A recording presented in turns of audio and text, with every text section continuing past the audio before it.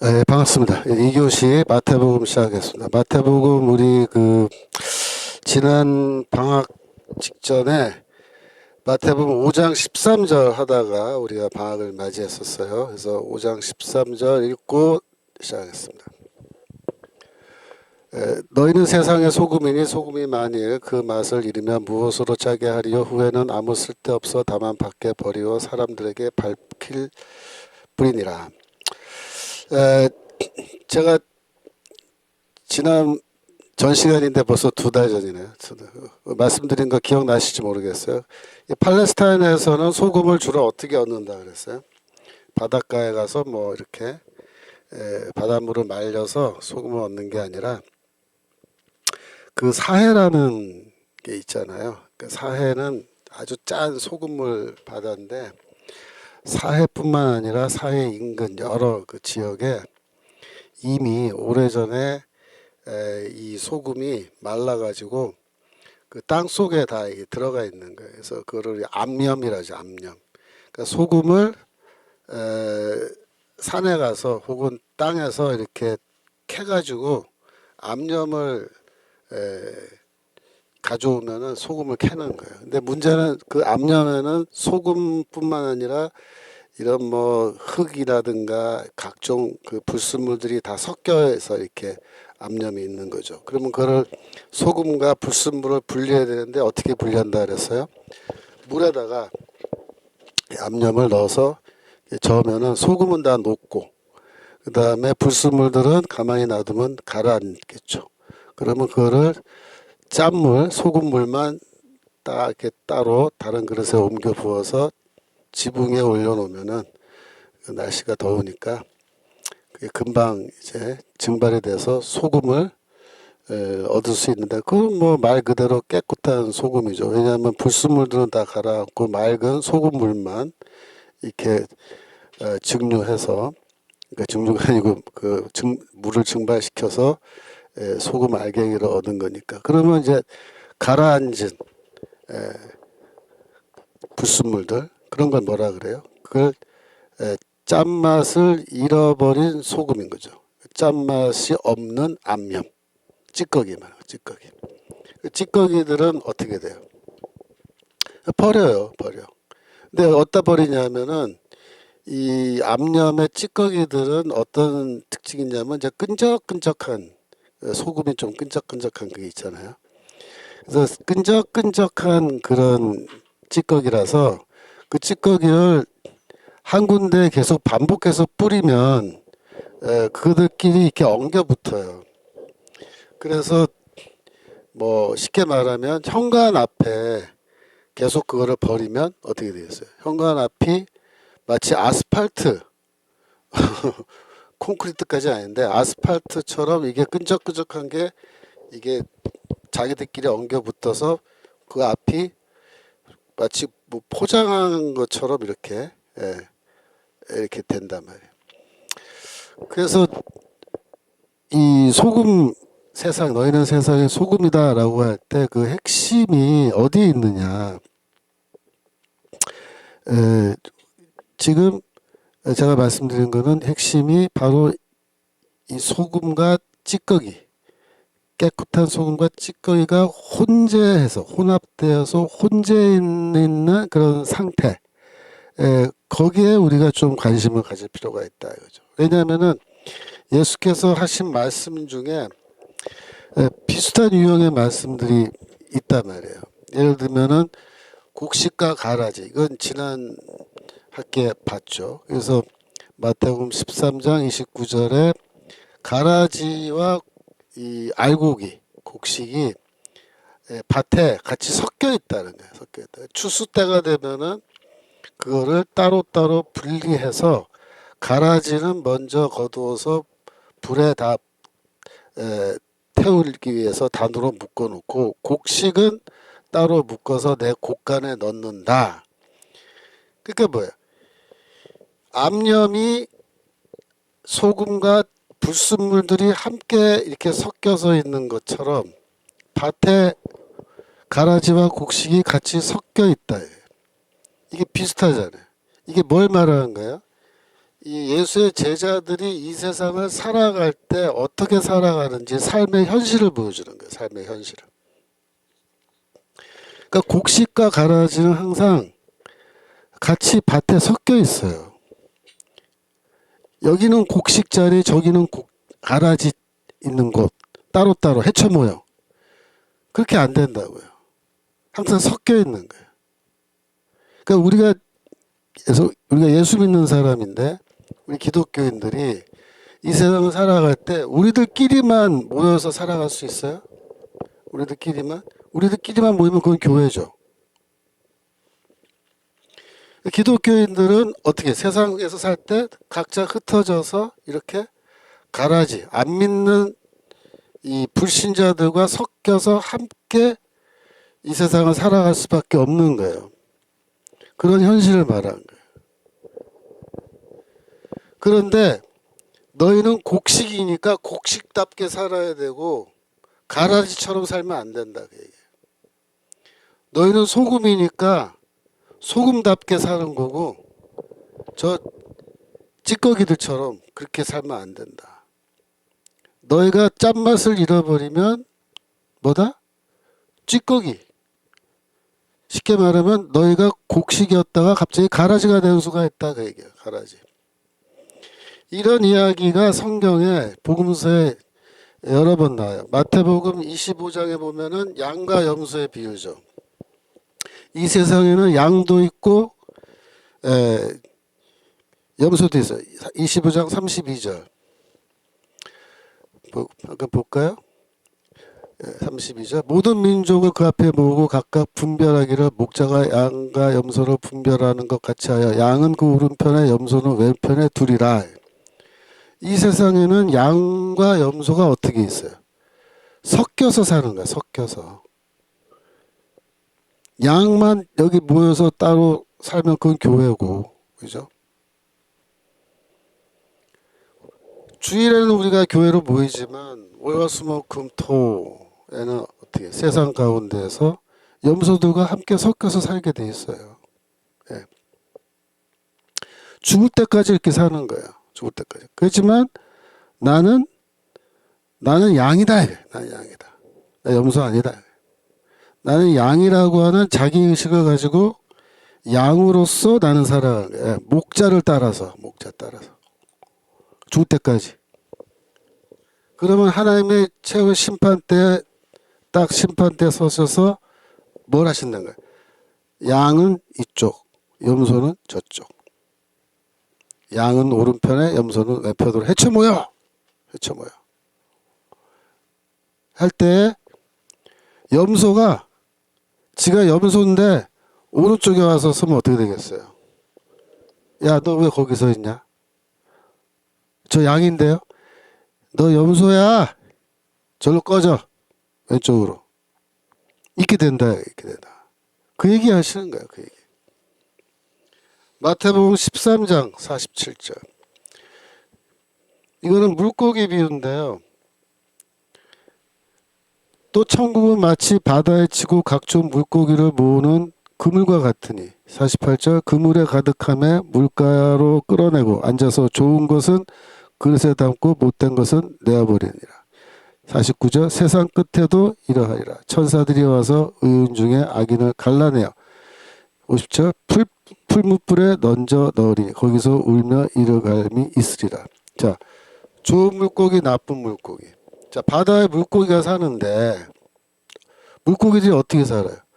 그 좋은 물고기와 나쁜 물고기가 막 섞여서 왔다 갔다 하면서 그냥 막 헤엄치면서 사는 거예요.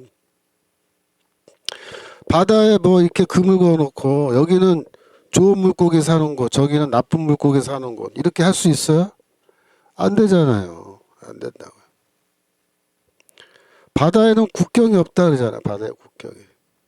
예전에 그 저기 명태, 동태 이게 저기 후쿠시마산 뭐 저기 그때 당시에 뭐 원자력 발전소 사고 났을 때 후쿠시마에서 그 저기 오염된 명태를 먹으면 안 된다. 그래서 후쿠시마산 물고기는 먹으면 안 된다. 그 바보 같은 소리인 거야 그게. 왜? 아니 물고기가 뭐 국경이 어디 있어요? 후쿠시마에서 정말로 오염수가 있다면 오염수 먹은 물고기가 저기 북쪽으로 올라가는 건데 거기서 잡으면은 후쿠시마산 아니라는 거예요. 뭐야? 그 말이 안 돼. 그 이거는 그때 당시에 그 선동하던 사람들이 후쿠시마산 뭐 하면 안 된다고 난리 쳤는 건데 나중에 이제 보니까 뭐야? 오염수가 아니고 지금은 후쿠시마에서 나오는 오염수가 다 이미 희석이 돼가지고 전혀 인체에 해를 주지 않는다는 게 다 밝혀졌잖아요. 이제는. 그러니까 이제 민주당 의원들 반일 운동하고 후쿠시마 뭐 어쩌한 놈들이 일본 가서는 회 처먹고 있는 사진이 딱 나왔잖아.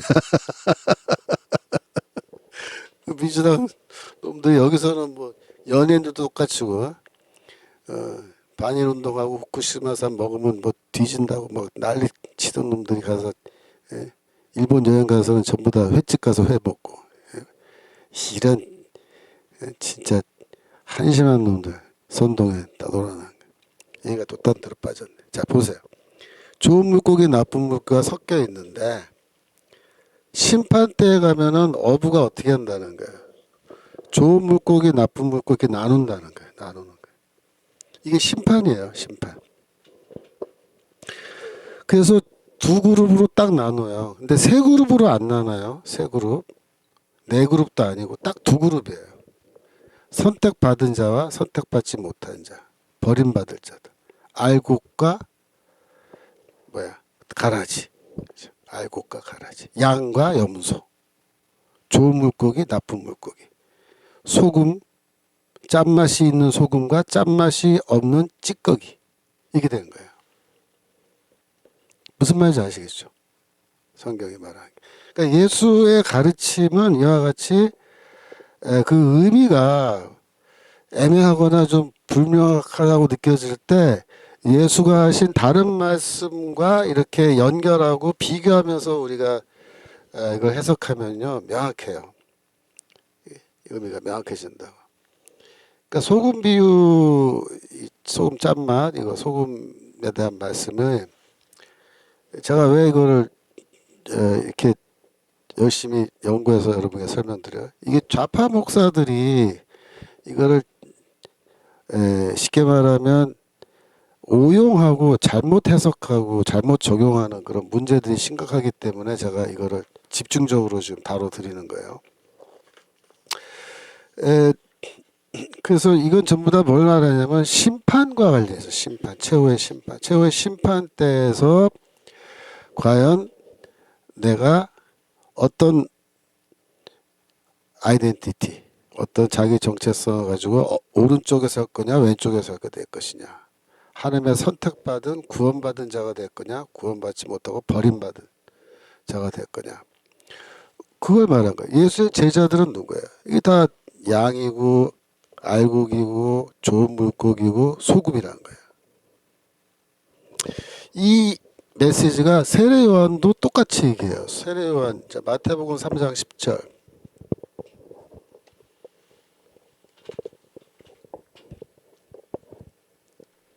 이미 도끼가 나무 뿌리에 놓였으니 좋은 열매 맺지 아니하는 나무마다 찍혀 불에 던지우리라. 자, 나무는 두 가지가 있다 이거예요. 좋은 열매를 맺는 나무와 좋은 열매 맺지 못하는 나무. 열매 맺는 나무는 어떻게 해요? 불에 던져요? 아니에요. 놔둬요. 계속 좋은 열매 맺게. 누구만 불 속에 던져져요? 좋은 열매 맺지 않은 나무. 도끼가 나무 뿌리에 놓였다가 뭔 말이야?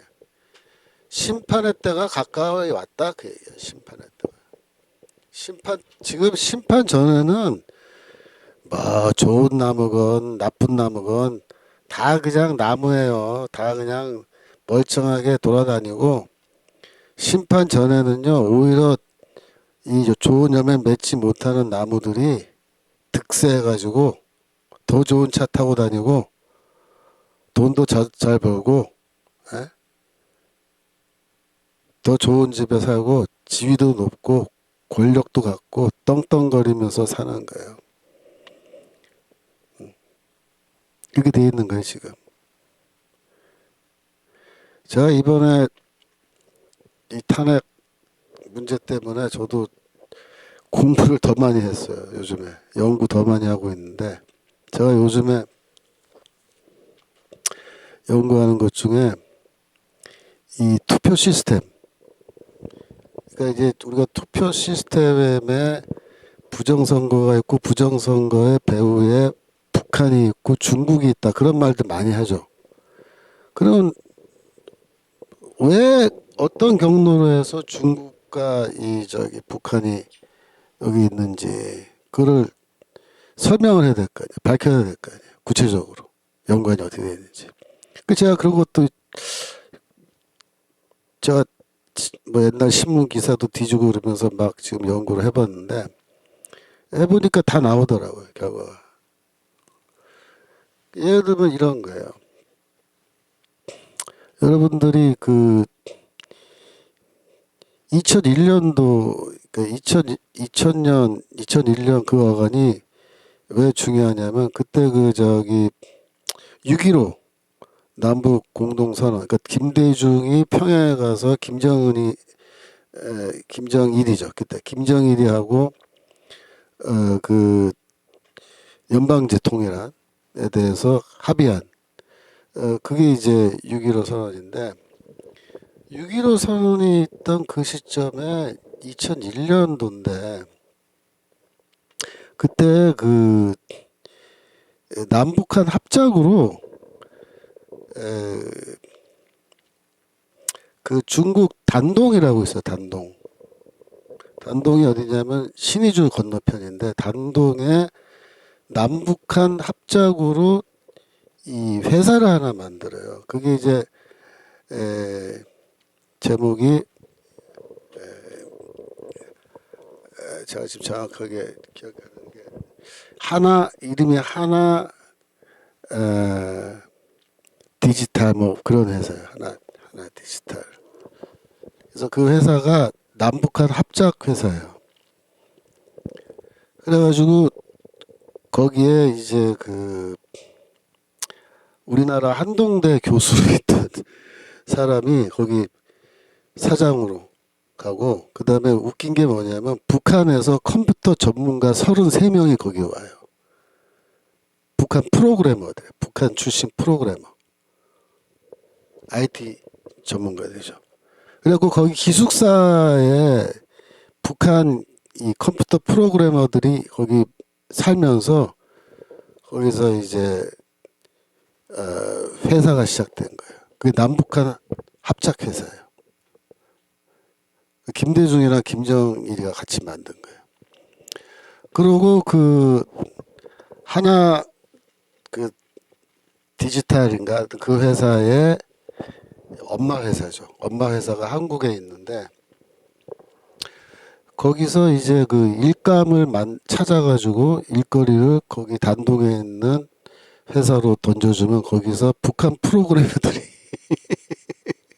프로그램 소프트웨어를 만드는 거예요. 쉽게 말하면 예? 소프트웨어를 걔네들이 컴퓨터 전문가들이니까 어이가 없지 않아요? 근데 그게 왜 문제냐? 그게 왜 문제냐? 그게 왜 문제냐면은 그 회사가 한국에 다산그룹이라고 하는 회사에 나중에 흡수 합병이 돼요. 다산그룹. 뭐 이름은 다산 뭐 이렇게 여러 가지가 있는데 하여튼 합병이 되고 그리고 그 다산그룹이 이 단동에 있는 그 회사뿐만 아니라 남한에 있는 다른 회사들을 계속 합병해 나가요. 근데 거기에 어떤 게 들어가냐면은 우체국 프로그램 있죠. 우체국 프로그램. 우체국에서 사용하는 소프트웨어 만드는 회사 또 거기 들어가고 그 다음에 그 회사가 커져서 정부 기관에서 사용하는 소프트웨어를 만들어서 제공하는 회사가 돼요. 그게. 그런데 그 다산그룹이라는 회사가 성장해 오는 과정 중에서 그 독일의 독일 기업인데 사실은 독일 기업인데 그 화웨이 있죠. 중국의 화웨이. 화웨이가 이미 인수해서 화웨이 소유로 되어 있는 독일 회사가 있어요. 이 다산그룹이 그 독일 회사에 한번 팔려요. 그리고 한 4년 있다가 다시 회사가 독립하는데 웃기는 게 뭐냐면은 다시 독립할 때 원래 가격보다 반값에 그 회사를 팔아요. 사게 해줘요. 그러니까 내가 원래 뭐 100만 불짜리 회사였는데 이거를 이제 팔았단 말이에요. 100만 불 받고 팔았어요. 근데 저쪽에서 다시 그걸 살 수 있게 해주는 거예요, 나한테. 근데 얼마에 사냐면 100만 불짜리니까 100만 불에 사면은 그냥 2분이잖아요. 근데 50만 불에 사가라 그런 거예요. 나는 이미 100만 불 받은 게 있는데 50만 불 싼 값에 그 회사가 더 커졌는데도 그걸 사는 거예요. 이게 뭐예요? 이게 화웨이가 해준 거예요. 화웨이가. 다산그룹. 그 다산그룹은 사실은 화웨이의 그 거래 관계 속에서 화웨이가 준 돈을 받고 싸게 이거를 이제 인수해가지고 얘네들이 정부 부처에 소프트웨어 개발해서 제공하는 회사도 그 밑에 두고 있는 거고, 결정적인 건 뭐냐면은 중앙선거관리위원회에서 한국식 전자개표 시스템 있죠. 한국 그 전자투표 시스템. 그 프로그램을 개발하는 회사도 이 다산그룹에 나중에 다 소속이 돼요. 그래서 이 다산그룹이라는 회사가 중국 화웨이의 영향권 안에 있으면서 북한이랑 공동 투자해서 만든 그 단동에 있는 회사까지 다 들어와 있는데 이것들이 결국 다 뭐와 연결되냐면 중앙선거관리위원회랑 다 연결되는 거예요. 그러니까 거기에서 그 사장하고 거기서 지금 임원하고 이런 놈들은요, 생각을 해보세요. 돈 어마어마하게 버는 거예요. 예. 진짜로. 예. 돈 어마. 거기다가 이제 SK 저기까지 거기 끼어들어가요 나중에. 그래서 SK에서도 뭐 그쪽에다가 막 투자하고 돈 받고 뭐 이렇게 별짓거리 다 하는데 그걸 쭉 보고 있으면요, 내가 그 회사들 돌아가는 거 지금 중앙선거관리위원회가 결국 북한과 중국의 영향권 아래 들어가는 과정이야. 우리나라 선거 시스템이 기가 막힌 거예요. 북한에 있는 기술자들이 33명이 거기 나와서 프로그램 짜주고 그거를 받아가지고 이거를 프로그램을 다 연결해가지고, 그러니까 이게 중국이랑 북한한테 털릴 수밖에 없는 시스템이 돼 있는 거예요. 이게 웃기는 거죠.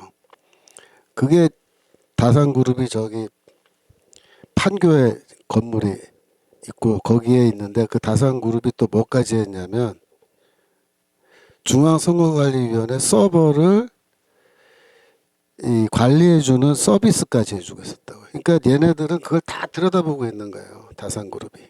왜? 서버를 관리해주니까 마음껏 들락날락 하잖아. 근데 이 그룹이 결국 뭐야? 화웨이와 북한하고 다 연결되어 있는, 뿌리가 거기 있는 거예요. 그러니까 중앙선거관리위원회부터 해서 이거 회사 이런 거 해가지고 우리가 낸 세금으로 자기들은 어마어마하게 또 이게 독점적 계약이야. 중앙선거관리위원회와 독점적 계약. 그러고서는 거기서 선거 부정이 없었겠어요? 북한이랑 화웨이가 다 거기 끼어 들어가 있는데. 그리고 이놈들은 다 돈 벌고. 이놈들이 뭐야? 좋은 열매 맺지 않는 나무들이야. 나쁜 나무들. 가라지, 염소. 근데 이 염소들이요, 이 세상 가운데서는 더 잘 나가요. 더 부자고 돈도 잘 벌고 힘도 있고. 그런 놈들이 다 지금 이 대한민국을 쥐락펴락하고 있는 거예요. 이번에 윤석열 대통령에게 제일 고마워할 수밖에 없는 건 뭐냐면 우리나라가 얼마만큼 썩었는지를 이번 기회를 통해서 우리가 다 들여다볼 수 있게 해준 거예요. 그리고 그게 실제로 이렇게 눈에 다 드러나 버린 거예요. 심판 전에는요 다 그렇게 돼 있어요. 심판 전에는 이런 악한 자들이 이 세상을 탁 손에 쥐고 부귀영화를 다 누리면서 권력을 쥐고 지레든 하고 싶은 거 다 하고 그 악이 정의가 되고 정말 양 알고 이런 사람들은 오히려 뭐야 이 세상 가운데서 별로 그렇게 성공한 것 같지도 않고 그냥 평범하고 어떻게 보면 평균 이하의 삶, 어려운 삶 살면서도 믿음 가운데서 우리가 이렇게 있는데 이 세상이 지금 미쳐 돌아가는 거예요. 미쳐 돌아가는. 그 얘기하는 거예요. 지금 예수께서도. 지금은 기득권이 누구예요? 기득권? 지금 이번에 보니까 기득권은 다 좌파야. 우파가 뭐 기득권이라고? 웃긴 소리 하지 마. 옛날에 좌파들이 항상 하는 말이 있어요. 기득권 세력들이 어쩌고 저쩌고 하면서. 근데 지금 누가 기득권입니까? 이놈들이 다 기득권이에요. 북한이랑 붙어먹고 중국이랑 붙어먹고 다 사기치고 국민들을 상대로 다 사기치고 선거 시스템 완전히 중국이랑 북한한테 다 넘겨주다시피 지금 전산 시스템 이거 다 이렇게 만들어 놓고 그러고도 무슨 선거 부정이 없었다고 선거 부정 얘기 나오면 민주당 놈들 뭐 하는 거야. 부정선거 언급만 해도 처벌하는 법 만들겠다고 지금 이 가라지들이 염소들이 그러고 있는 거예요. 지금 기가 막힌 거죠.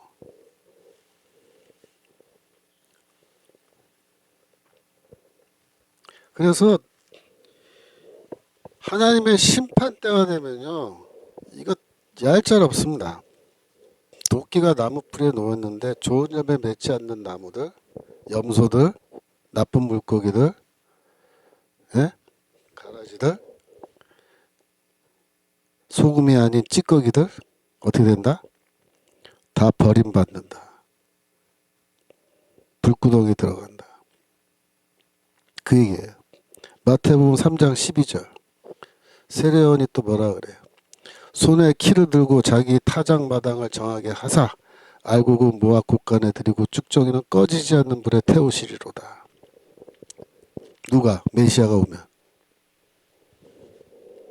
그러니까 예수가 재림하실 때 이게 다 드러납니다. 지금 우리가 그 모르는 가운데 어마어마한 부정부패, 그러니까 법관들 물론이고 정부 관료들 물론이고 국회의원들 물론이고 기업하는 사람들 중에서도 SK 이런 놈들 최태원부터 해가지고 다 물론이고 어마어마한 카르텔을 형성해가지고 자기들끼리 다 헤쳐먹고 대통령은 날려버리고 지금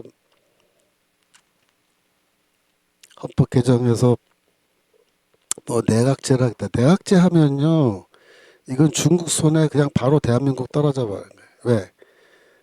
중국 애들이 벌써 여당이고 야당이고 다 구워 삶아놨어요. 국회의원들. 얘네들끼리 야당이고 여당이고 내각제 하면요 아무 의미가 없어요. 지네들끼리 다 그냥 내각 만들어서 해먹겠다는 뜻인데 수상제로 해가지고 대통령은 뭐 바지 핫바지로 만들어 놓고 자기들이 식권을 갖고 다 하겠다는 건데 그럼 뭐 중국 애들은 대한민국 컨트롤하기가 더 쉬워지는 거지. 그렇게 돼 있는 거예요 지금. 그래서 이 시대에 진짜 이 알곡들 우리가 정신 바싹 차려야 되는 거야. 정신 바싹 차려야 돼. 이 소금과 짠맛을 잃어버린 소금, 찌꺼기 말한 거죠. 이것도 마찬가지예요. 그 바울도 똑같은 말 합니다. 바울도. 로마서 11장 3절.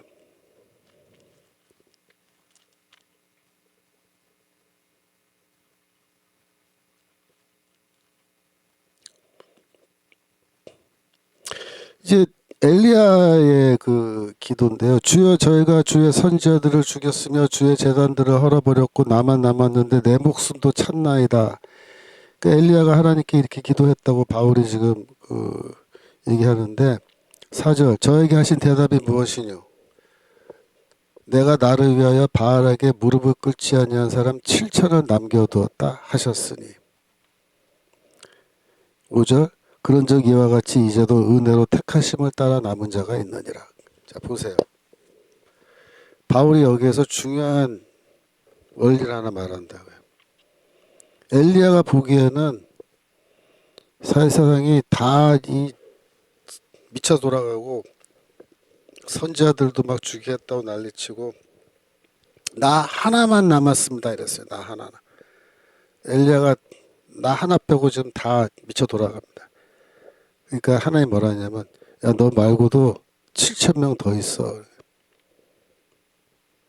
알고 다 가라지 아니야. 알고 아직 7천이나 있어. 물론 7천 명이 그 당시 전체 인구를 놓고 따지면 다수는 아니죠. 소수죠. 하지만은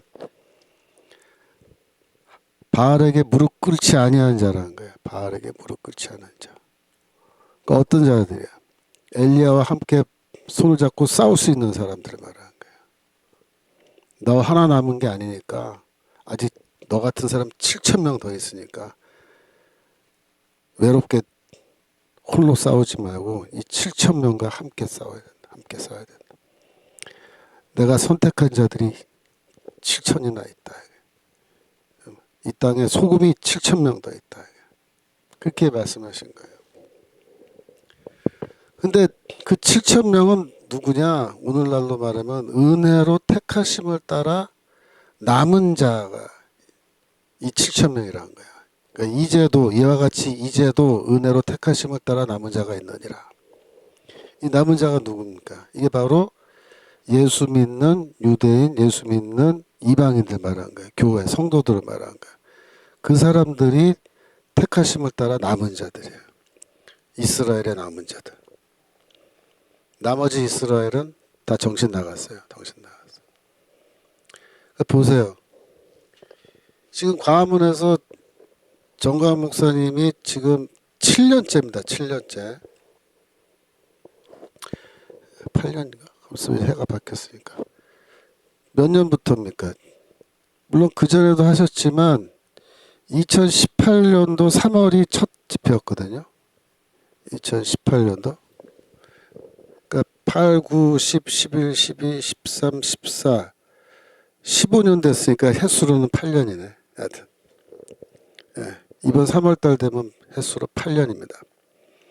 8년 동안 광화문 집회하셨거든요. 물론 그전에도 이명박 대통령 때 서울시청 앞에서 집회하시고 하셨지만 그때는 그래도 좀 간헐적으로 하신 거고 18년도 3월부터 예, 제가 기억을 하는 게 제가 그때 3월 달에 그 연단에 올라가고 그때 같이 목사님 도와서 집회 준비하고 했었기 때문에 기억하는데 그때 시작하셔서 8월에 하시고 뭐 6.25 기념 6월에 하시고 8.15 하시고 그다음에 10월 달에 뭐 개천절 집회하시고 이렇게 해서 쭉 해서 오신 거거든요.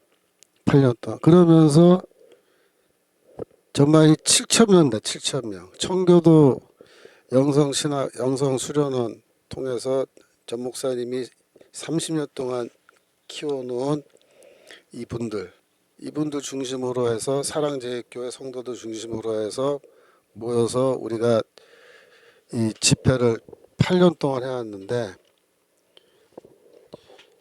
제가 기억해요. 18년도 3월 달에 그때 교보문고 앞에서 했거든요. 교보문고 앞에서 미국 대사관 그 근처 거기서 할 때 거기 사거리까지밖에 안 모였었어요. 그때 처음에 그거 다예요. 그때 그리고 그 조원진이가 서울역 앞에서 그 저기 모이는 그 모임이 오히려 더 컸죠 그때. 그리고 걔네들이 행진해가지고 이렇게 쭉 우리 앞을 지나갔다고요. 우리가 집회하고 있을 때. 그래서 서로 막 박수 쳐주고 각자 격려하고 그랬죠. 그때 생각하면요 진짜 까마득한 옛날. 그러던 게 지금 어떻게 됐습니까? 지금 광화문 문 앞에서 저기 시청 앞으로 해서 남대문까지 지금 보이잖아요. 8차선 다 열어, 10차선 다 열어가지고. 예. 그렇게 된 거예요. 그러니까 이 작은 그룹이지만 이 소금입니다, 소금. 이 소금이 되고 알곡이 되고 되는 이 사람들이 거기 딱 모여서 다른 거 안 했어요. 우리가 믿음 안에서 한 거예요. 처음 시작부터 우리는 기독교 모임이었거든요. 교회 모임. 찬송가 부르고 예배 부르고 시작했고 그때도 지금 그 우리 찬양팀 율동팀 나와서 이거 율동하고 그렇게 했어요. 사모님이 이거 치고. 예. 그러면서 집회했다고요. 그때 그 앞에 그 교보문고 앞에 모인 사람들 그때 뭐 머릿수로 따지면 10,000명도 안 돼요. 10,000명이 뭐예요? 얼마 안 돼요 그렇게. 하지만 그분들이 시작을 해가지고 지금까지 끌고 와서 지금 이 광화문 운동 매주 기록 세우는 이렇게까지 와가지고 지금은 대통령 탄핵을 하느냐 막느냐 못 막느냐 이거를 지금 광화문 세력이 주축 부대예요. 여기서 지금 싸움을 전쟁하고 있는 거예요 지금. 놀라운 일이죠. 그때 사실 박근혜 대통령 탄핵된 지 2017년도 2월 달에 탄핵되고 문재인이가 5월 달에 대통령 취임하고 그 해에는요 시위가 없었어요. 우리 완전 다 멘붕 와가지고 시위고 뭐고 우리가 지금 저기 제정신도 못 차리고 있었다고요. 그리고 가을쯤 돼서야 우파 측 모임 한번 모여가지고 뭐 하면 좋겠냐. 예? 그 저기 회의를 한번 했다고요. 그때 제가 기억해요. 그때 그 저기 조우석 우리 저기 그 조우석 선생 있죠. 그때 거기 나와 있었고 우리. 예. 그다음에 엄마 부대 주옥순 권사님도 그때 거기 있었던 걸로 기억하고. 이충근 박사도 그때 거기 있어. 이충근 박사도 그때 있었고. 우리 그때 다 회의하면서 이동호도 그때 있었던 것 같아. 예. 우리 옛날부터 알았어요. 거기 있으면서 뭐 하면 좋겠냐 그래서 그때 마침 11월 달에 트럼프가 한국에 오니까 트럼프 환영 외신 기자회견 하자. 그래가지고 제가 얘기를 했더니 다들 좋다고. 그래서 그럼 누가 그 회견문 누가 쓸 거냐 영어로 써야 되는데 그때 나보로 쓰라 그래갖고 제가 썼다고요. 써서 교보문고 앞에서 11월 달에 읽었는데 그게 다예요. 2017년인데 우리가 한 거. 그때 뭐 모였을 때 한 2, 30명 모였나? 예. 그때까지만 해도 MBC가요 우파 측 방송국이었습니다. 예. 그래서 KBS, SBS 아무도 안 오는데 MBC만 와서 우리 취재해서 그날 저녁 뉴스 때 MBC에서 뉴스 내보냈어요. 근데 제가 뭐 읽는 거 거기 나와가지고 제가 주변에 아는 사람들이 저 김철원 교수가 갑자기 텔레비 왜 나오냐 막 그러던 일이 있었어요. 그 2018년도 3월 달에 전 목사님 처음 집회했을 때 어떻게 보면 참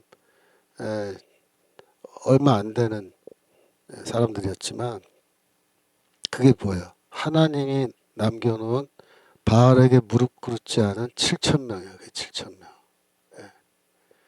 소수지만 거기서 시작한 거예요. 그래서 지금 이렇게 불어난 겁니다. 이게 중요한 거예요. 이게 왜 중요하냐면 소수의 그 정예부대입니다. 바알에게 무릎 꿇지 않은 소수의 정예부대. 이 사람들이 숫자는 얼마 안 돼요. 하지만 이 사람들이 뭘 한다? 이 세상을 움직이는 거예요. 세상 움직이는. 그 소금의 역할을 하는 거예요. 제일 웃기는 게 뭐냐면 문영배 헌법재판관 문영배 아시죠? 문영배가 그 SNS에 쓴 글 중에 뭐라고 써있냐면 우리 법 연구회가 인원을 따지자면 전체 법관들의 3%밖에 되지 않는다. 그런 말을 했어요. 3%밖에 되지 않는데 이 3%의 우리 법 연구회 판사들이 소금의 역할을 한다. 그렇게 썼어요.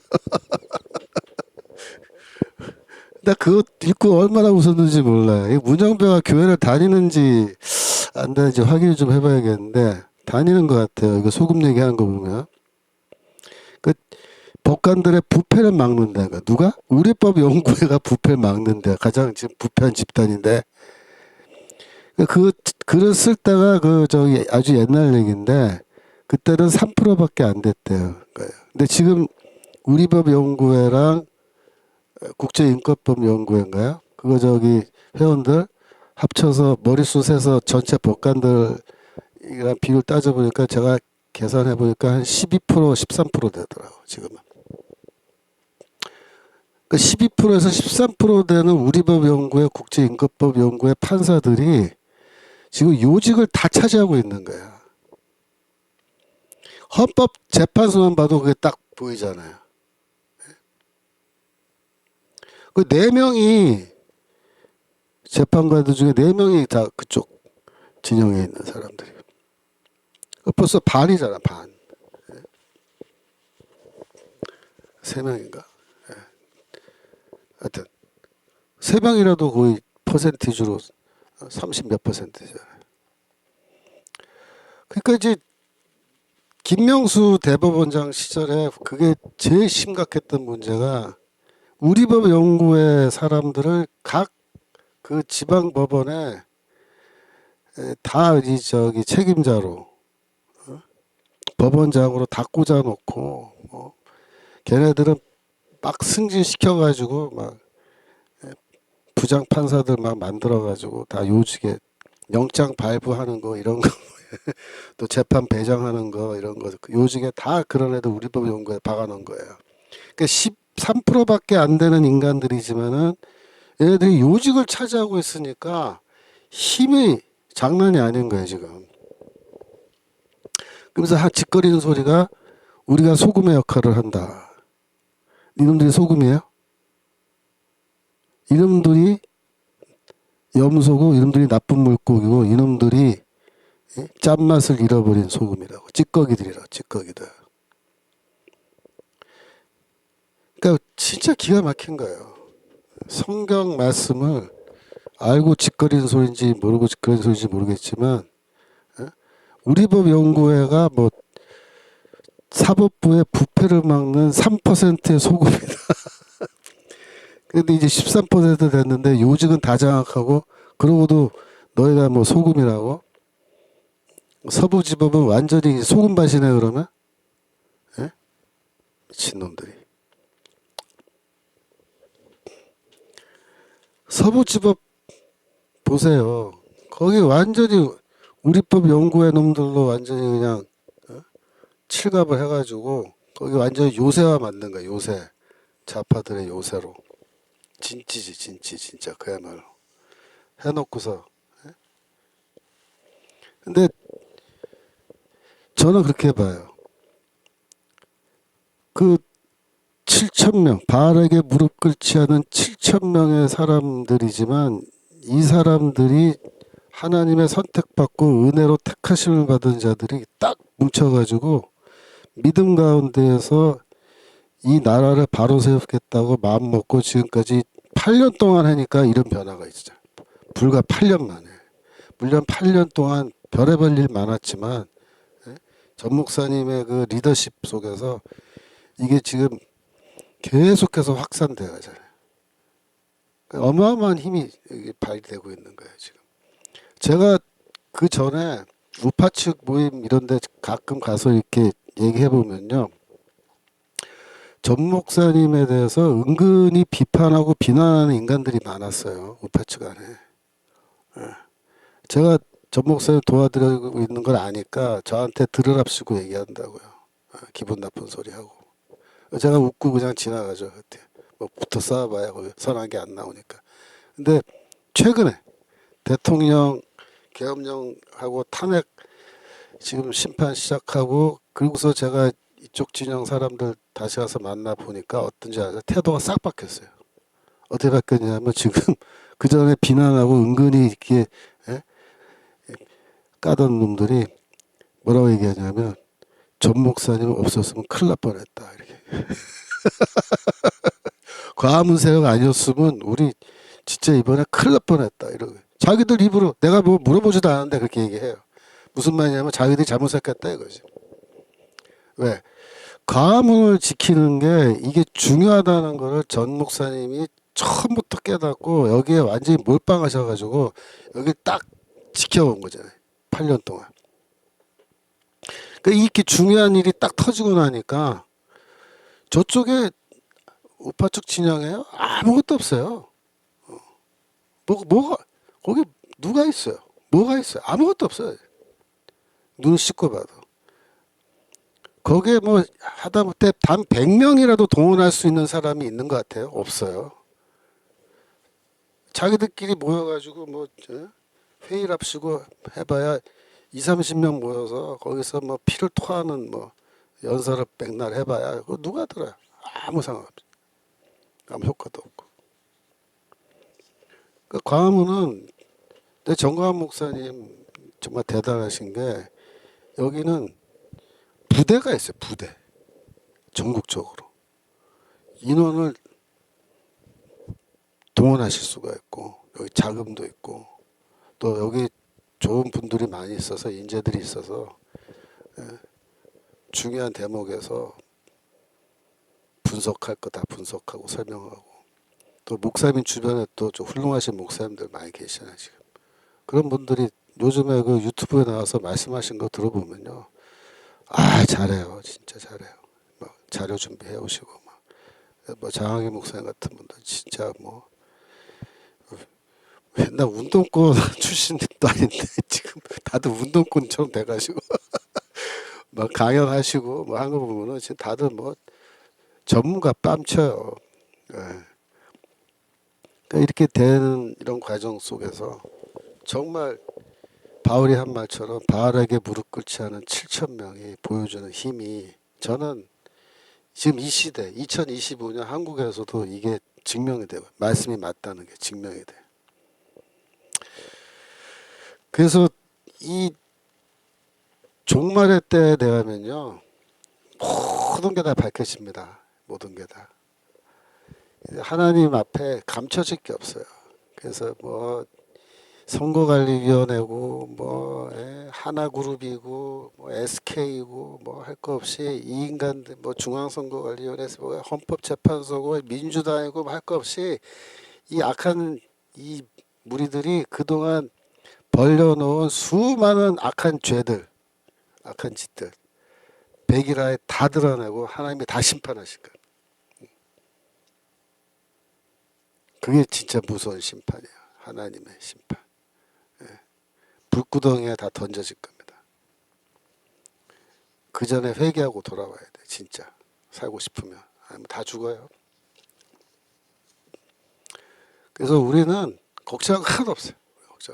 우리는 하나님의 심판이 기다리고 있고 그게 다 하나님의 심판 때 다 바로잡아 주실 것이고 은혜로 선택받은 우리는 하나님의 심판 때 그리고 하나님 나라 들어가서 다 우리가 하나님의 영광을 누릴 일밖에 없기 때문에 우리는 지금 이 대목에서 걱정할 거 하나도 없어요. 이 구약성경 보시면요. 노트 87페이지입니다. 이 예수 그리스도의 가르침과 일맥상통하는 그런 말씀들이 구약성경에도 아주 많아요. 자, 잠언 25장 4절. 잠언 25장 4절. 네. 은에서 찢기를 제하라. 그리하면 장색에 쓸만한 그릇이 나올 것이요. 그러니까 찌꺼기를 제거하는 거. 이건 뭐냐면 금속 있죠, 금속. 그러니까 금속도 은과 금을 이제 채굴을 하는데 광석을 처음 채굴 하잖아요, 광석. 그러면 은광석과 금광석이 있는데 그 채굴하면 그 안에 그냥 금만, 순금만 있어요? 순은만 있어요? 아니죠. 광석이란 건 뭐예요? 그 안에 은, 금, 또 수많은 찌꺼기, 흙, 먼지 뭐 이런 거에서 별의별 게 다 섞여 있는 게 광석이잖아요. 이게 뭐예요? 암염이랑 똑같다고, 암염이랑. 그러면 이 가운데서 소금만 뽑아내듯이 금만 뽑아내고 은만 뽑아내는 이 작업을 해야 된단 말이야. 그게 뭐라면 재련이라 해요, 재련. 재련 과정을 통해서 모든 불순물을 제거하고 순금 혹은 순은만 이걸 딱 뽑아낸단 말이에요. 그러면 은그릇을 만들 수 있고 금그릇을 만들 수 있는 건데 하나님은 항상 뭘 하세요? 이 짬뽕에 대해서 섞여 있는 것들을 궁극적으로 어떻게 해? 다 분리해낸다. 분리해내. 분리해내서 이 찌꺼기는 다 버리고 순금, 순은, 소금 이것만 딱 추출해서 그것만 딱 가지고 하나님 나라 딱 들어간다. 그 얘기를 하는 거예요. 이사야서 1장 22절.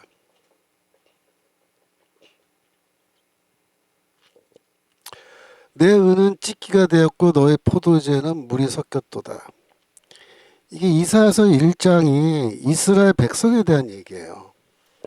이스라엘 백성에 대해서 하나님이 쓴소리 하시는 대목인데 뭐라 그러냐면 내 은은 찌꺼기가 됐다. 그 말이 뭐냐면 이스라엘 백성은 순은 또 포도주로 치면은 순 100% 포도주여야 하는데 거기에 지금 잡것들이 섞여 들어갔다 그 얘기입니다.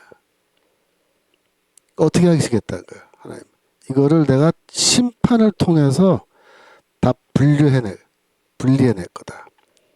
그렇게 말씀하신 거예요. 내 은은 찌꺼기 됐다. 그 말은 뭐예요? 너희가 100% 순은이어야 되는데 그렇지 않고 거기에 혼합물이 지금 섞여 있다. 그 얘기예요. 그래서 25절 내려가 보세요. 내가 또 나의 손을 너에게 돌려 너의 찢기를 온전히 청결하여 버리며 너의 혼잣물을 다 제하여 버리고 이렇게 되어 있습니다.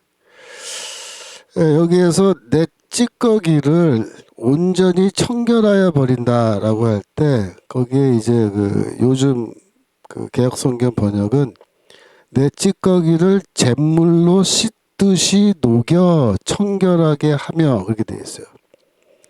그러니까 여기 예전에 아마 그 히브리어 번역할 때 이 부분 번역이 좀 어려워서 좀 줄여서 번역해 놓은 것 같은데 원래 번역 다 하면은 내 찌꺼기를 잿물로 씻듯이 녹여 청결하게 하며 잿물이란 말이 나왔는데 이 잿물이 뭐냐면요 영어로는 알칼라인 설트라 그래요. 알칼라인 설트가 뭐냐면 이게 촉매제인데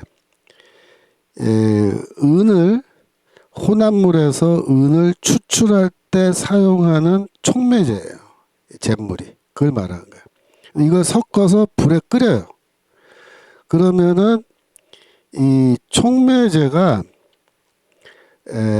찌꺼기와 결합을 하면서 깨끗한 은만 이렇게 추출할 수 있게 도와주는 거예요. 그게 촉매제인데 이게 만약에 이 촉매제를 제대로 섞어서 그 온도를 잘 맞춰야 돼요. 그 불을 떼가지고 이제 그 뜨겁게 가열해서 물론 금속을 추출하는데 이거를 이제 우리가 그 야금술이라 그래요. 야금술. 근데 야금술에서 제일 중요한 게 온도 조절이래요. 저는 안 해봐서 잘 모르는데 온도 조절을 잘해서 적정한 온도로 끓여서 이 은과 혼합물을 분리하는 그 작업을 해야 되는데 이게 온도 조절에 실패하면은 은과 불순물이 아예 딱 결합을 해버린다는 거예요. 그러면 어떻게 되느냐? 아까 말한 내 은은 찌꺼기가 되었고라는 그런 찌꺼기 은. 그러니까 잡동사니가 다 섞여버린 혼합물 은. 그러니까 일종의 합금이죠. 합금. 그게 된다. 그게 되어버린다면. 그래서 뭐 여기에 황도 넣고 뭐 철도 섞어 놓고 그래서 적당한 온도로 가열해서 은과 뭐 납이 있으면 납을 제거하고 은만 뽑아내는 그런 걸 해야 되는데 하나님이 이제 그 작업을 직접 하시겠다고 하신 말씀이에요. 예레미야서 6장 28절. 예레미야서 6장 28절. 그들은 다 심히 패역한 자며 다니며 비방하는 자며 그들은 놋과 철이며 다 사악한 자라. 29절. 풀물을 맹렬히 불면 그 불에 납이 살라져서 단련하는 자의 일이 헛되게 되느니라.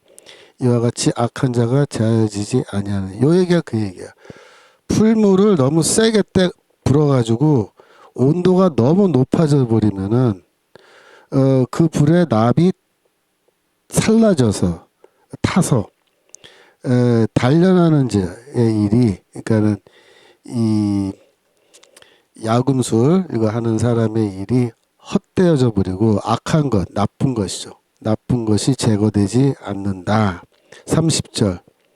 사람들이 그것을 내어버린 은이라 칭하게 될 것은 나 여호와가 그들을 버렸습니다.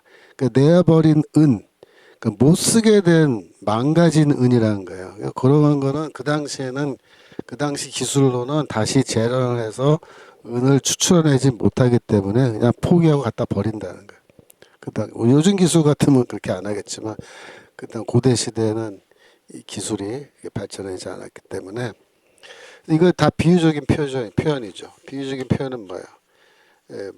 하나님은 뭘 원하신다? 순도 100%의 은을 원하신다. 그거를 우리 그 소금 비유에다 적용하면 순도 100%의 소금을 원하신다는 거예요. 잡동사니가 하나도 섞이지 않고 깨끗하게 소금만 추출해낸 거. 그걸 원하신다. 그게 누구예요? 그게 바울이 말하는 바알에게 무릎 꿇지 아니한 7,000명이에요. 7,000명. 그 사람들이 하나님의 백성이고 그 사람들이 진짜 뭐예요? 소금이에요. 소금. 그 사람들이 뭐예요? 짠맛을 잃지 않아서 이 세상의 부패를 막는 세력이 되는 거예요. 그러니까 문영배 같은 놈이 소금이 아니야. 우리법 연구회가 소금이라고? 미친놈아? 에? 우리법 연구회가 무슨 소금이야. 너희가 부패 세력인데. 사법기관을 완전히 사유화하고 특정 이념, 특정 정당의 이익에 봉사하는 집단이 그게 무슨 소금이야. 너희가 사법부를 완전히 다 부패하게 다 썩어버리게 만들었는데. 그러니까 2030이 왜 지금 흥분해서 거리로 뛰어나와요, 애들이? 그걸 본 거예요. 불의함, 부정. 그걸 본 거예요. 불공정. 그러니까 우리나라가 이렇게 썩어 있었어? 라는 거를 이제서 본 거예요. 놀라는 거예요. 요즘에 전환길이라는 분 아시죠? 유튜브에 많이 나오는데 전환길이 역사 그 수험생들 국사 강의 전문으로 해주는 그 선생인데 그 뭐 연봉이 60억이라고 그러는데 야, 근데 이분이 완전히 헷가닥했잖아요. 왜 헷가닥했어요? 처음에 계엄령 떨어졌을 때는 자기도 윤 대통령 비난했다. 근데 가만히 시간이 지나면서 들여다보니까 이게 그게 아니구나라는 걸 깨달았다. 지금 자기가 보니까 우리나라가 90% 지금 다 망가졌고 곧 침몰하게 된 배라 이거야. 침몰하게 된 90% 침몰했다 이거야. 10% 남았는데 지금이 골든 타임이다. 골든 타임. 지금이 아니면 대한민국을 구할 수 있는 시간은 이제 없다. 야, 자기 노사모 출신이래. 노사모가 지금 그런 말하고 있습니다. 이게 우리가 성공한 거예요. 우리가 성공한 거. 그러니까 그런 사람들이 지금 막 여기저기서 튀어나오기 시작한 겁니다. 재밌는 현상이 이 유튜브에 그 주식 투자 전문으로 하는 유튜버들이 많거든요. 근데 걔네들이 요새 부정선거 내용으로 유튜브를 만들기 시작했어요. 그러니까 사람들이 지금 주식 투자 이런 것도 안 봐요. 왜? 이거 지금 현실이 너무 지금 급박하니까. 그러니까 심지어 주식 투자 유튜브도 조회수를 지금 높이려면 뭘 해야 되냐? 부정선거 이런 거, 윤 대통령 이거 지금 문제, 이런 거를 막 유튜브로 찍어야 조회수가 올라가는 거야. 걔네들이 지금 주식에 대한 거 다 때려치고 걔네들이 지금 정치적인 저기 내용으로 유튜브를 지금 만들어서 막 올리기 시작했어요. 지금 뭐 별의별 유튜버들이 다 올라오고 있어요. 이게 뭐예요? 우리가 이기는 거예요. 우리가 승리하기 시작한 거예요. 이게 좋은 징조입니다. 나쁜 징조 아니에요. 그리고 거짓된 세력들이 다 이제 들통이 나기 시작하는 거예요. 에스겔서 22장 18절.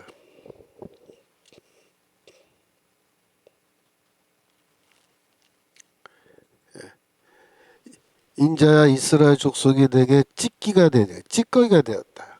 곧 풀무 가운데 있는 노시나 상납이나 철이나 나비며 은혜 찢기로다. 19절. 그러므로 나 여호와가 말하노라 너희가 다 찢기가 되었은즉. 그러니까 하나님이 이스라엘 백성을 보니까 순도 100%인 놈은 지금 한 놈도 없다. 그럼 어떻게 해요? 심판하는 거예요. 근데 만약에 7천 명이 남아 있으면 하나님이 그렇게 심판 안 하세요. 망하게 내버려 두지 않는다. 근데 이 아브라함 때도 그랬잖아요. 예? 아브라함 때도 소돔과 고모라의 의인이 10명만 있으면 내가 저거 심판하지 않겠다. 근데 10명이 없는 거죠. 10명은커녕 한 놈도 없어. 결국 유황불에 맞아서 다 멸망당했잖아요. 근데 이스라엘도 그렇게 된 거예요. 지금 의인이 한 놈도 없어요. 그래서 20절 내가 사람이 은이나 노시나 철이나 나비나 상납이나 모아서 풀무 속에 넣고 불을 불어 녹이는 것 같이 내가 노와 분으로 너희를 모아 거기 두고 녹일지라. 하나님의 진노로 심판하신다. 21절 내가 너희를 모으고 내 분노의 불을 너에게 분즉. 21절 너희가 그 가운데서 녹되. 22절 은이 풀무 가운데서 녹는 것 같이 너희가 그 가운데서 녹으리니 나 너 여호와가 분노를 너희 위에 쏟은 줄을 너희가 알리라. 무서운 말씀이죠. 그래서 이 하나님의 심판은 언제 우리가 받게 되냐면 이 양이 한 마리도 없고 다 염소가 돼버리면 그때 뭐 방법이 없어요. 그 대한민국 교회가 지금도 이렇게 보세요. 제정신 아니죠. 네? 제정신 아니라고요. 그 광화문에서 우리가 주일날 예배 드리고 있는데 그 옆에 세문안교회 보세요. 세문안교회. 거기서 이상한 목사 설교 들으면서 그 이상한 설교 들으면서 거기서 예배 드리고 있는 사람들 많다고요. 네. 기가 막힌 거예요. 그러니까 지금 대한민국 교회들도 지금 뭐 이게 보면요 이 위기 속에서 예? 꿈쩍도 안 하는 교회들 있죠. 제가 제일 그 불가사의하게 생각하는 거는 아니 소년부 목사는 나와서 저렇게 막 집회하고 난리치고 있는데 물론 뭐 우리랑 같이 안 하고 따로 하니까 좀 섭섭하긴 해도 그래도 하여튼 소현문 목사는 지금 위기라는 걸 알고 막 나름 열심히 막 예? 뭐 하려고 저러고 있는데 10월 27일 날 같이 집회했던 나머지 교회 예? 그 사람들은 지금 소식도 없어요. 소식도 없어요. 왜 그런지 모르겠어요. 왜 그런지 모르겠어요. 여의도 순복음 교회, 뭐 사랑의 교회, 뭐 소식 없어요. 뭐 떠나고있는지 모르겠어요. 이 위기상 속에서 나라 살리겠다고 지금 그때는 그렇게 기도에 나와서 10월 27일 날 해놓고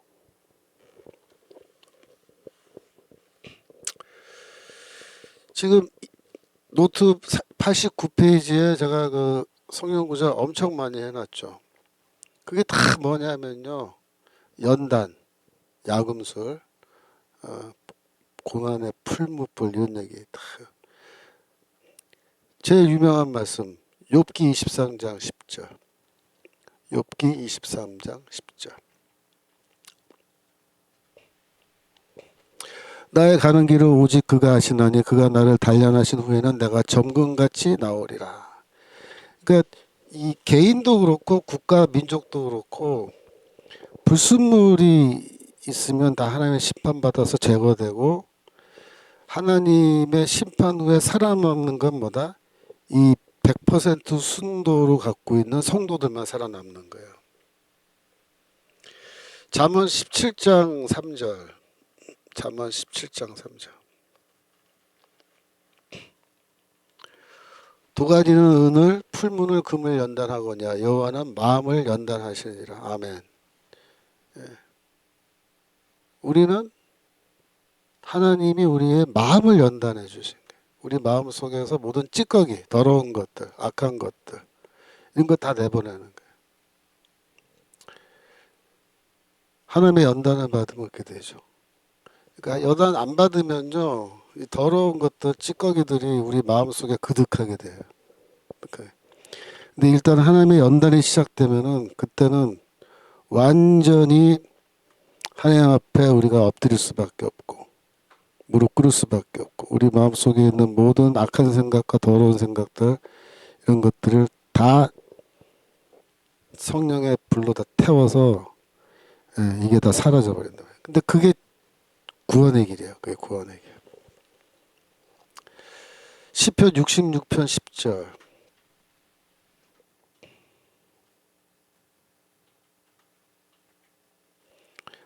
하나님이여 주께서 우리를 시험하실 때 우리를 단련하시기를 은을 단련한 같이 하셨으며. 그렇죠. 그래서 이거는 하나님의 연단을 받은 사람이 하는 말이에요. 하나님의 연단을 받은 사람들은 그 뜨거운 풀무불을 통과하면서 연단을 받았기 때문에 이렇게 얘기할 수 있어요. 이 다니엘서에도 이제 이런 말씀 많이 나는데 다니엘서 11장 35절. 그들 중 지혜로운 자 몇 사람이 쇠퇴하여 무리로 연단되며 정결케 되며 희게 되어 마지막 때까지 이르게 하리니 이는 작정된 기한이 있습니다. 보세요.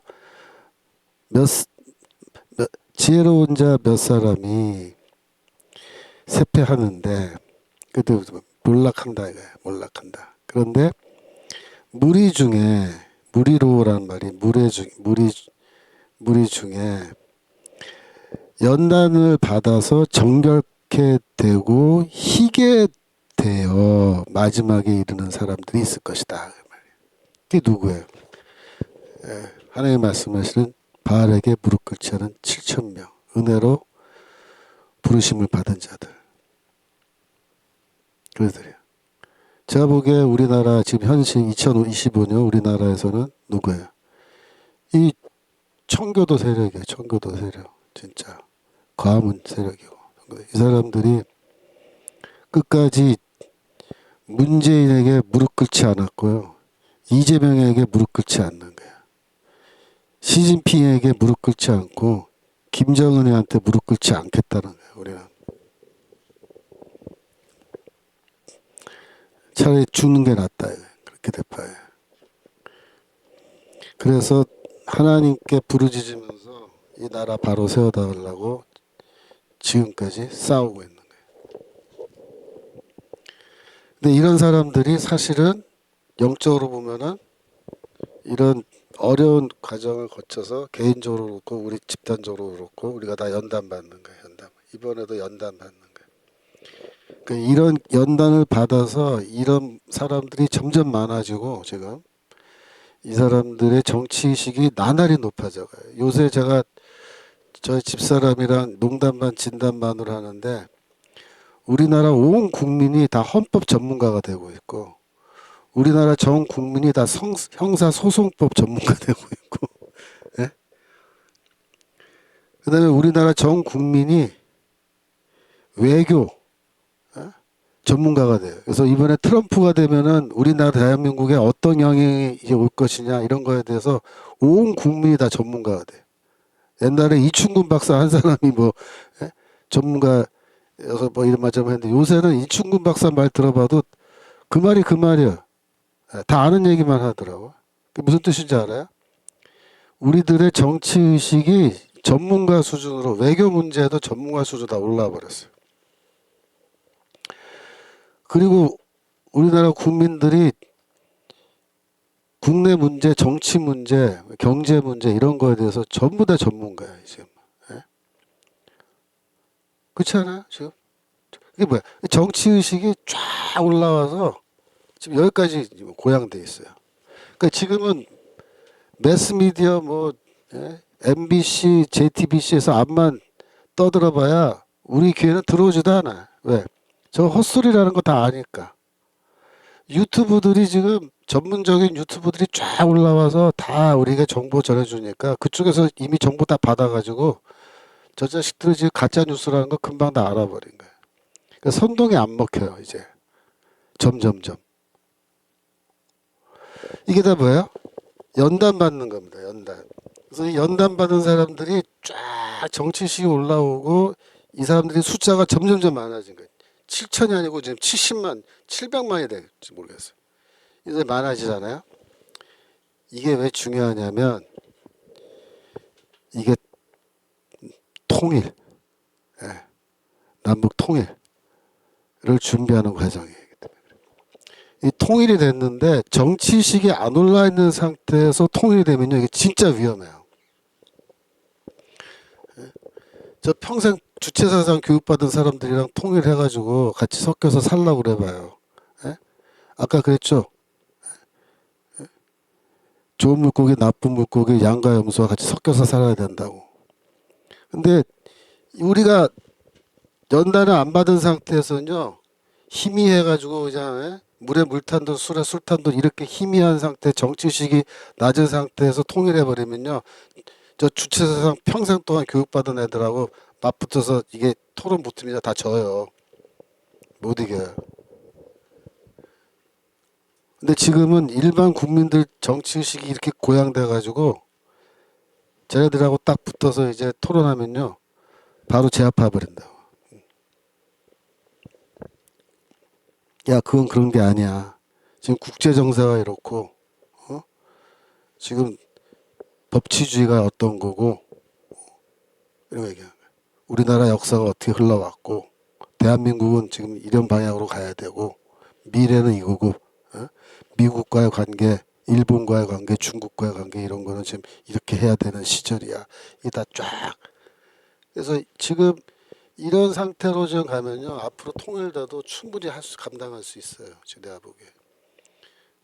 이게 연단 받는 거예요. 지금. 그거를 지금 너무 이렇게 뭐 힘들다고 지금 투정 부릴 계제가 아니에요.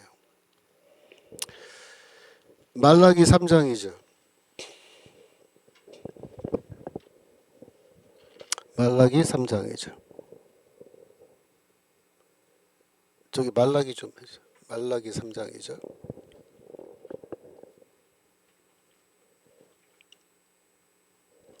네. 그가 임하신 날을 누가 능히 당하며 그의 나타나는 때에 누가 능히 서리어 그는 금을 연단하는 자의 불과 표백하는 자의 재물과 같을 것이라. 3절 그가 은을 연단하며 하여 깨끗게 하는 자같이 앉아서 레위 자손을 깨끗게 하되 그 문과 같이 그들을 연단하리니 그들이 의로운 제물을 나 여호와께 드릴 것이라. 예, 말라기에서 미래에 심판 때 일어날 일을 말씀해 주고 계신 거죠. 하나님께서 그리스도께서 재림하실 때 이 연단하는 자가 되셔서 그 뜨거운 불로 이 세상을 다 연단해서 진짜 순금, 순은 같은 그런 하나님의 성도들은 다 깨끗하게 만들어서 하나님을 예배하는 그런 예배자로 만들어 주실 것이고 나머지는 다 불에 태워서 없어진다. 스가랴서 13장 9절.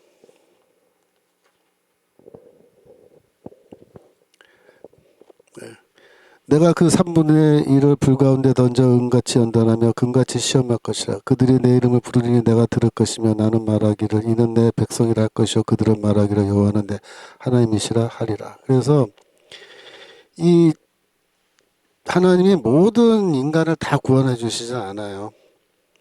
버림받는 인간도 많다고요. 그래서 버림받은 사람들은 그냥 버림받는 거고 그 다음에 구원받는 사람들은 그냥 구원받는 게 아니라 이런 연단의 과정을 거쳐서 진짜 우리의 마음을 연단하시고 우리의 생각과 사상까지 다 연단하시고 그래서 이렇게 대신 이렇게 연단을 다 받은 백성들이 결국은 하나님의 구원을 다 체험하게 될 것이고 그들이 곧 하나님의 영광을 위해서 이 땅에서 주의 기적, 이적, 하나님의 정말 기적과 같은 역사를 이루어내는 그런 주의 도구로서 사용됨을 받는다는 거예요. 그래서 지금 많은 사람들이 지금 깨어나고 있고 이 사람들이 이제 우리와 함께하는 그런 사람들이 되는 건데 광화문 집회는 이게 이제 우리 복음의 집회고 교회의 집회이기 때문에 이들을 다 궁극적으로 복음으로 다 우리가 또 전도해서 받아들이게끔 그렇게 해야 돼요. 그래서 저 얼마 전에 그런 얘기들 저기 우리 전 목사님 형제 목사님들하고 나눴는데 그 광화문 집회할 때 예배를 먼저 드리는데 그 예배 시간에 목사님들이 올라오셔서 이게 설교하시는데 뭐 1인당 뭐 1분 이내로 해라 뭐 그래갖고 짧게 몇 마디 하고 내려가고 그렇게 하는데 그렇게 하지 말고 어떤 한 분이 그래도 다만 몇 분이라도 복음의 메시지를 전하고 예수 믿어야 된다. 이게 복음은 이거다. 예수 그리스도를 믿는 믿음으로 우리가 다 구원받을 수 있다라는 얘기를 하시고 하나님의 심판과 하나님의 미래의 나라 이런 것도 다 얘기하고 그래서 이 전도도 하는 그런 집회로 해야 된다 얘기를 들었는데 다들 동의하시더라고요. 그래서 우리가 베드로전서 4장 12절 보시면 사랑하는 자들아 너희를 시련하려고 오는 불시험을 이상한 일 당하는 것 같이 이상히 여기지 말고 13절 오직 너희가 그리스도의 고난에 참여하는 것으로 즐거워라. 이는 그의 영광을 나타나실 때 너희로 즐거워하고 기뻐하게 하려 함이라. 여기 나와 있잖아요. 그 베드로전서를 받는 그 교회들이 터키 반도 북부에 있는 교회들인데 거기 이제 핍박이 시작돼가지고 교회들이 핍박받을 때 베드로가 이제 위로하는 편지를 보내줬는데 불시험 당한다. 이게 교회 핍박 말하는 거예요. 그래 이상한 일로 여기지 말아라. 근데 대한민국은 지금 교회 핍박이 아니고 이게 쉽게 말하면 자유민주주의 우파에 대한 핍박인 거예요. 이게 대통령을 핍박하고 막 이런 게 다. 그래서 이런 핍박을 견디고 이걸 뒤집어 엎고 이걸 이겨내야 됩니다. 우리가 그래야 이 자유민주주의 지켜낼 수 있지. 그렇지 않으면 이제 전체주의, 공산주의로 가는 거예요. 중국과 같은 나라가 되는 거예요. 우리가. 그래서 이 제가 90페이지에 제가 이 결론을 이제 써놨는데 이 풀무불 같은 고난을 통해서 누가 참 이스라엘인지 누가 찌꺼기인지 구분이 된다. 구분이 된다. 순금, 순은은 소금과 같고 불순물 혹은 찌꺼기는 짠맛을 잃은 소금에 해당한다. 소금이냐 아니면 찌꺼기냐 그 질문이에요. 빛이 아니면 그건 어둠이에요. 둘 중 하나예요. 회색지대 없어요. 나는 빛도 아니고 어둠도 아니다. 빛 반 어둠 반이다. 그런 거 없어요. 빛이면 빛, 어둠이면 어둠이에요. 둘 중 하나예요. 소금이면 소금, 소금 아니면 찌꺼기면 찌꺼기. 둘 중 하나예요. 그러니까 짠맛을 내느냐 못 내느냐 그게 자꾸 핵심인 것처럼 그렇게 하면서 뭐 세상에서 우리가 짠 소금의 역할, 부패 방지 역할을 해야 된다. 뭐, 예?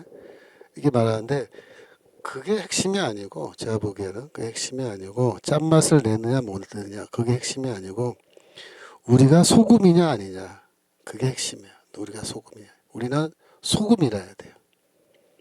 소금은 누구야? 예수의 제자예요. 예수의 제자들은 양이에요. 양. 예. 우리가 양이어야 구원받지 염소면은 절대 구원 못 받아요. 천국은 소금만 들어가는 거예요. 소금만. 찌꺼기는 버림받아서 발에 밟힌다 그랬어요. 구원, 최종적인 구원에 핵심이 맞춰져 있는 거예요. 이 소금 비유는.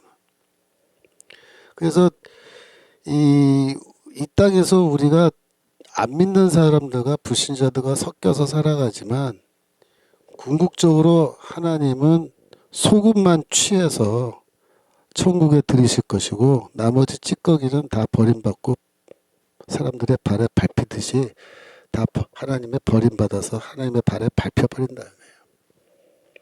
그러니까 너희는 세상의 소금이다라는 말씀은 누가 구원받느냐, 누가 진정한 이스라엘이냐, 거기 질문에 대한 대답이에요. 너희가 진정한 이스라엘이고 너희가 구원받는다. 그 얘기예요.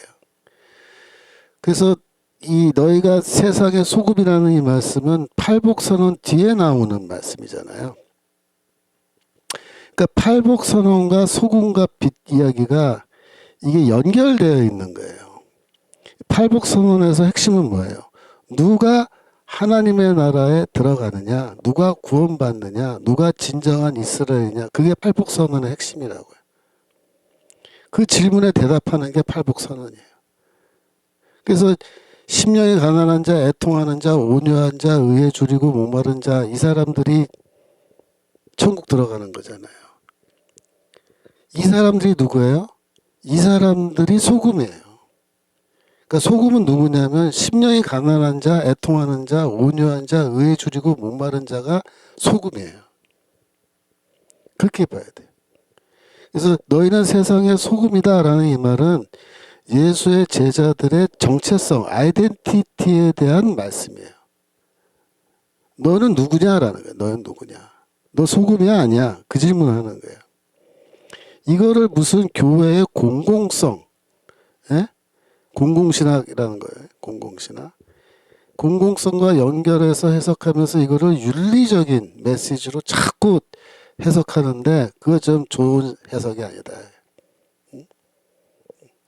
그런 인간적 생각을 잔뜩 집어넣은 해석이에요. 문형배 식으로 해석하는 거예요. 우리가 세상의 부패를 방지하는 짠맛을 잃어버리지 않는, 예? 소금이다 라는 그런 착각을 하게끔 만드는 거예요. 문형배한테 하고 싶은 질문은 이거예요. 너 심령이 가난해? 너 애통해? 너 의에 줄이고 목말라 있어? 정말로? 그거예요. 문형배 같은 인간은요, 의에 줄이고 목마르지 않아요. 왜? 자기가 의로운 자고 자기가 의 그 자체니까, 자기가 정이니까. 그렇게 착각하는 거예요. 그러니까 3%의 우리 법 연구회가 이 사법부의 부패를 방지하는 역할을 한다라고 말도 안 되는 헛소리를 하는 거예요. 왜? 의에 줄이고 목마르지 않았으니까. 의에 줄이고 목마른 자는 누굽니까? 제가 말씀드렸죠. 나는 불의하다. 나는 하나님 앞에서 의롭지 않다. 라고 고백하는 사람이 의에 줄이고 목마른 자예요. 나는 정이다. 내가 정이다. 이렇게 주장하는 사람은 소금 아니야. 그놈들은 뭐야? 찌꺼기입니다. 찌꺼기. 그걸 알아야 돼요. 그래서 여러분들이 이 마태복음 소금 비유 이제 아시겠죠? 너희는 세상의 소금이다. 이게 다 구약 성경과 또 신약 성경의 많은 다른 말씀들하고 다 일맥상통하는 말씀이니까 이게 연결해서 그렇게 읽어야 되는 겁니다. 아시겠죠? 오늘 여기까지 하겠습니다. 기도하고 마치겠습니다. 하나님 아버지 감사합니다. 저희가 세상의 소금으로 부름을 받았는데 제가 이 땅에서 정말 바알에게 무릎 꿇지 아니한 7천 명의 역할을 끝까지 잘 감당하여 대한민국을 정말 올바른 자유민주주의 국가로 바로 세우고 윤석열 대통령도 다시 자리에 복귀하게 하고 조국의 통일을 이 복음 통일을 준비하는 저희가 다 될 수 있도록 주여 축복하여 주옵소서. 감사드리며 예수 그리스도 이름으로 기도합나이다. 아멘. 수고하셨습니다. 다음 주 수요일 날 또 뵙겠습니다. 안녕히 계세요.